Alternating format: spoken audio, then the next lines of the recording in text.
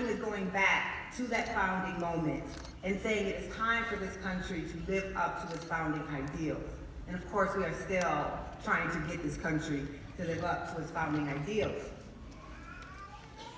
Because what I tried to show in the 1619 Project, and what Dr. King is evidence of, and what so many freedom fighters throughout our history are evidence of, is that Black Americans, more than any other group, have fought to make this country a democracy.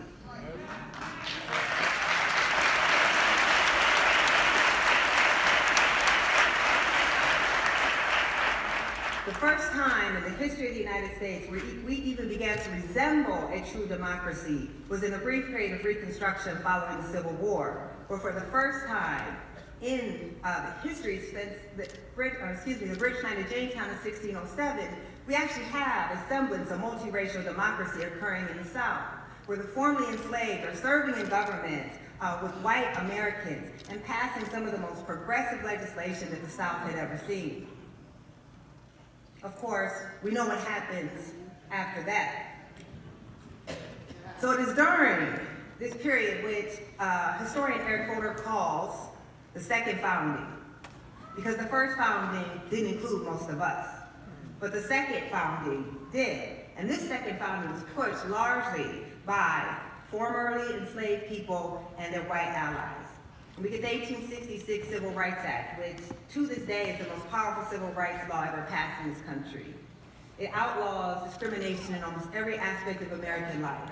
The 13th Amendment, which abolishes slavery, which, by the way, we were the third to the last country in the Americas to abolish slavery. We did not lead in this. There were only 2 other countries that took longer than us. And the only other country that required a war to end slavery in the Americas was Haiti, where the enslaved overthrew their masters.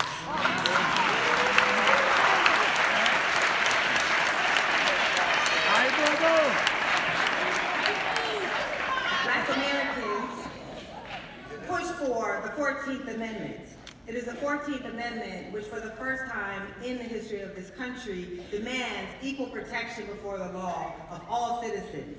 There was no such thing in the law in America prior to that.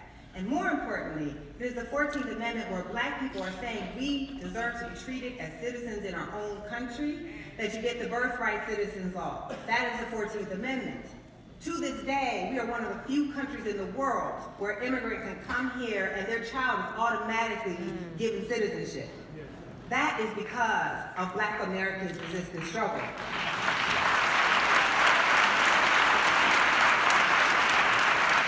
So you are the child of immigrants, the grandchild of immigrants, the great-grandchild of immigrants. You can thank Black Americans for your citizenship.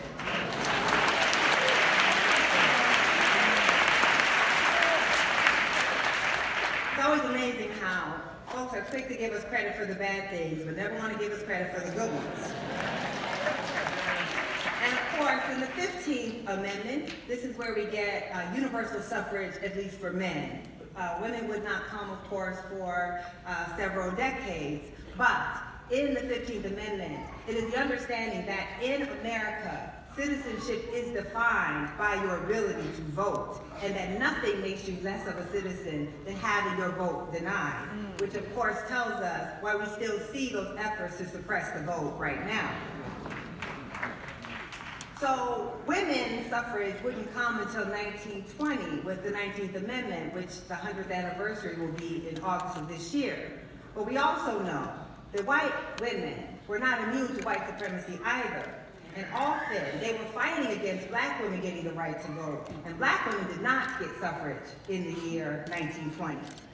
In fact, most Black women in this country would have to wage a second battle to get the rights that they were supposed to have been guaranteed in 1920, and for Black men to get the right they were supposed to have been guaranteed with the 15th Amendment.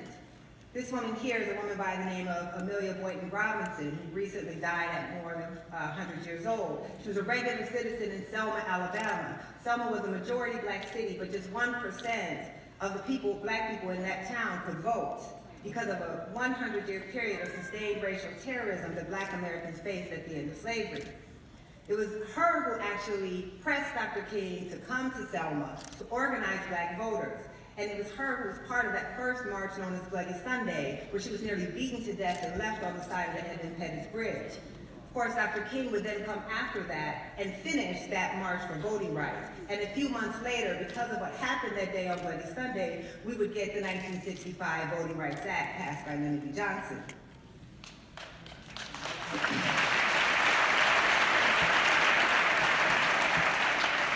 So we see through Black resistance, we move towards democracy, and then we pull back.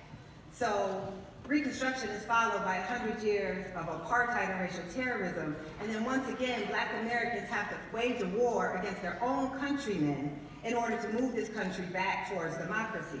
We get the second wave of the civil rights movement, which occurs between the 1940s after World War II and culminates with the 1968 passage of the Fair Housing Act. Now, I want you to think about this. The 1964 Civil Rights Act simply guaranteed the rights that Black people had gotten in the 1866 Civil Rights Act the year before. The 1965 Voting Rights Act guaranteed the right Black people were supposed to have gotten with the voting rights, with the 15th Amendment passed right after the Civil War. The 1965 Immigration and Nationality Act, that ends our racist immigration quota system that limited the number of Black and brown immigrants who could come into the United States in an effort to maintain a white supremacist nation. Because of the civil rights movement, those quotas were alleviated. So specifically, if you are a Black or brown immigrant in this country, you can also thank the fact that you were able to immigrate to the United States to the Black resistance struggle. Asian, Asian. Everybody know what happened to my screen? Anyone? Got it, okay. Maybe somebody liked what I was saying.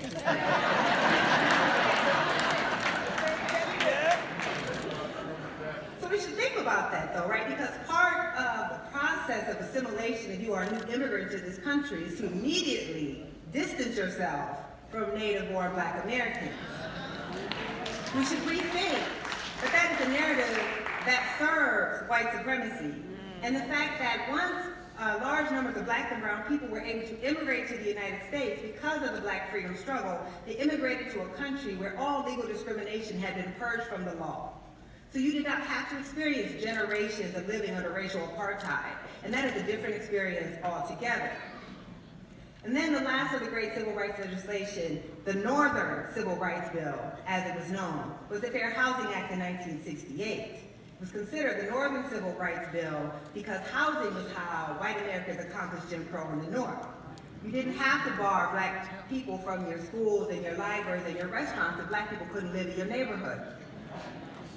And so what you saw was when they were trying to push the Fair Housing Act, all of the white support for civil rights disappeared. And those very northern congressmen who were pressing civil rights law that was going to affect the South and make the backward South behave suddenly turned their backs when the civil rights law was coming to their own backyards. The only reason we get the Fair Housing Act in 1968 is because Dr. King was assassinated and 100 cities go up in flames. There are armed National Guardsmen guarding the nation's capital, and it's only then that we get to the point in this country where we decide that you should not be able to discriminate against someone moving next door to you simply because that person descended from the enslaved. Think about that. When we think about the Black resistance struggle and the Black efforts to actually turn the United States into a democracy, then you understand that every other rights struggle in this country owes its inheritance and its legacy to the Black resistance struggle.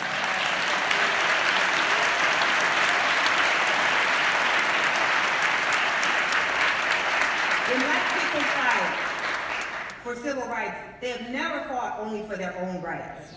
Every civil rights law that has been passed bars discrimination not only against race, but against nationality, against gender. All of these laws are about making America for all citizens, because there's something about being on the bottom where you don't want to just get rights for yourself.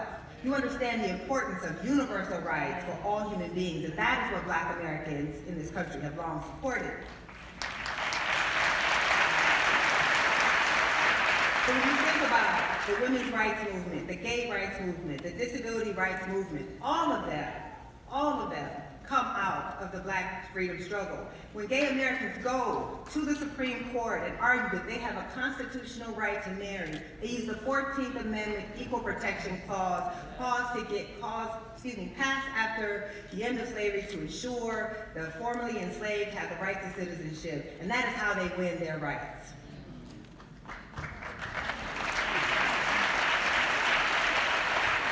I'm wrapping up, I promise.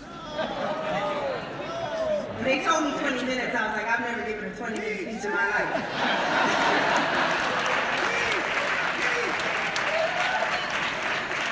So I find it helpful sometimes to do a timeline. Because one of the things that I hear in my work all the time is, slavery was a long time ago, why don't you get over it? And my answer to that is nobody wants to get over slavery more than Black folks, trust me.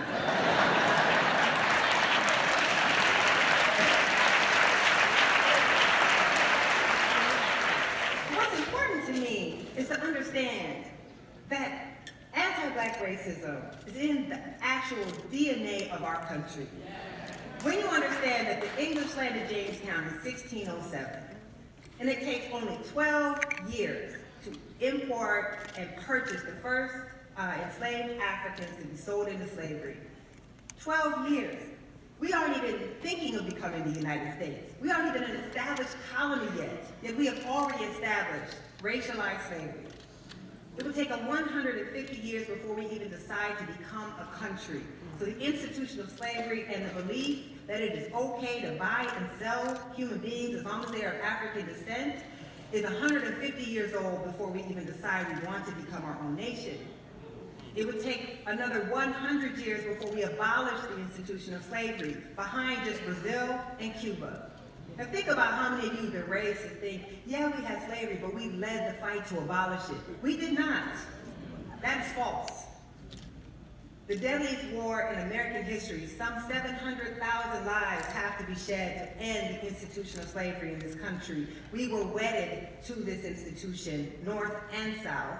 Slavery was practiced in New York, and at the time of the Civil War, the mayor of New York actually threatened to succeed with the South because so much of its industry depended on slave-grown cotton that it felt its fate was tied with the South and not with the North. 100 years of racial apartheid would follow the end of the Civil War, where the majority of Black Americans were not allowed to enjoy the legal rights of citizenship. And then, in 1976, the most important moment in all of American history occurred. I was born.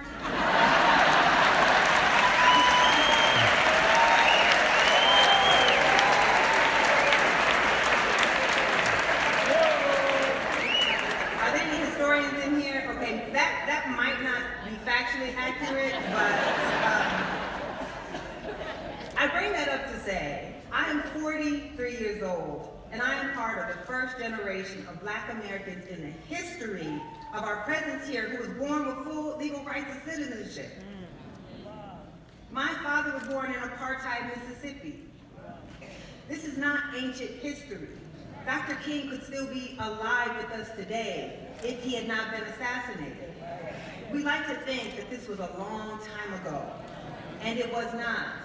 I am not a young woman, but I'm certainly not an old woman. 10 years before I was born, it was legal to deny me the right to live where I wanted to live, to go to a public library. It was illegal for me to exist in several states because my mother is white and my father is Black, and it was illegal for Black and white people to marry and procreate in several states 10 years before I was born. This is not an ancient history. And so if we wonder why we still struggle, why we still have so much inequality, why there's still so much work to do, why in this city our children attend some of the most segregated schools in the country, it is because we have never rid ourselves of that legacy that just ended legally, less than 50 years ago. And we know that today we are still struggling to make this country a democracy. We are still struggling for this country to treat Black Americans as full citizens. And often, as we were back then, Black Americans are struggling alone. We are fighting for democracy in a country that doesn't think we all deserve an equal shot at it. And we continue to play this role. When we think about what we're told about Black contributions, people will give us music. We've done a lot with music, and that's true. The only true American music was created by Black folks. That is true.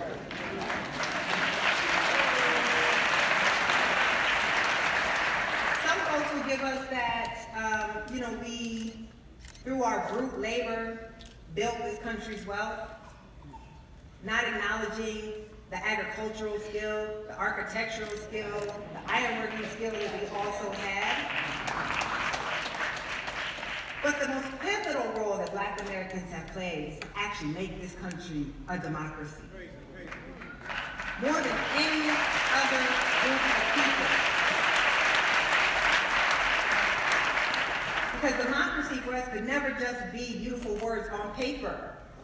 We had to make it a reality in order for us to fully realize our citizenship in a country that didn't think we were citizens. And so I think a lot about, in this 400 years of struggle, and Lord knows every year for Black folks has been a struggle. I think about how in 1897, W.E.B. Du Bois said, "Between me and the world, there is ever an unasked question.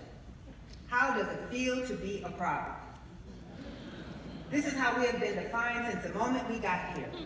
Something to be fixed, something to be erased, something to be removed. If you Google the Negro problem, you will find an unending number of studies trying to solve what's wrong with Black folks. So I would like to argue that in this 400th year, we need to stop thinking about Black people as the problem and seeing us as the solution that we've always been.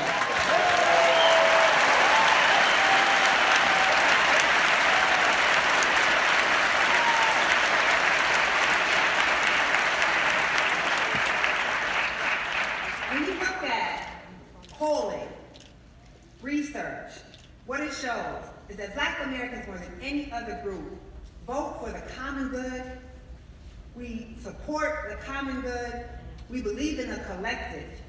So when you look at things like support for universal health care, support for a livable wage, opposition to the death penalty, all of these things, Black people have the highest levels of support of all racial groups. Even recently, despite the fact that Black people have double the unemployment of white Americans, 1/10 of the wealth, when they asked, should this be a country that allows refugees in, Black Americans had the highest rate of all groups to say yes, even though we too are suffering, let in other people who are suffering and need help.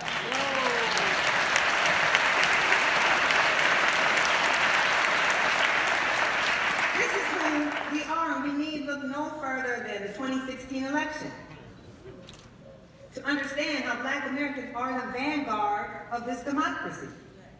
Every other racial group was split. Black folks were not playing. Now, we were told, of course, that that election was about economic anxiety. Yet we know no one has more economic anxiety than Black Americans. And yet, they did not vote for a president that many people felt ran on a racist, white nationalist platform. Now, if you look at the numbers, I don't know if you guys can see this. More than 90% of Black Americans voted against Donald Trump. Now, Black men, some of y'all were a little problematic, about 80%. 80% of y'all, but Black women were 98%.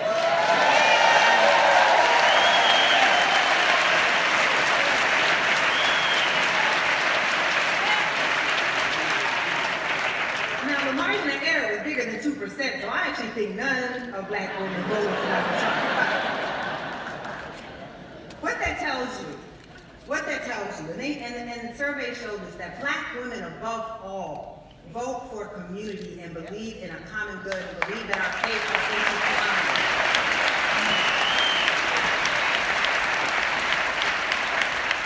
When the Cumby River Collective gathered in 1974, they said if Black women were free, it would mean that everyone else would have to be free. since our freedom would necessitate the destruction of all systems of oppression. Think about that.